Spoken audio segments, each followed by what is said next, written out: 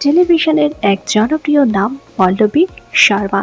অভিনেত্রীর ফ্যানের সংখ্যা অগণিত। তার প্রায় সমস্ত ধারাবাহিক হিট। তাই দর্শকেরা আশা নিয়ে বসে থাকেন কবে পল্লবী শর্মা আবার টিভির পর্দায় ফিরবেন।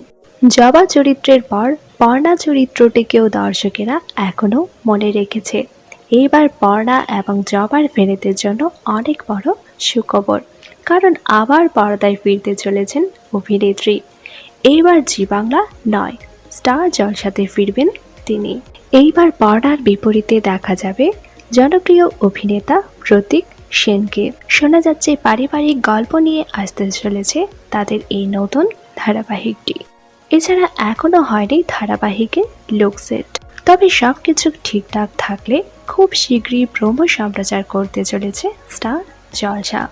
প্রতীক এবং পল্লবীর এই নতুন ধারাবাহিকের জন্য আপনারা কারা কারা এক্সাইটেড নিচে কমেন্ট করে জানান।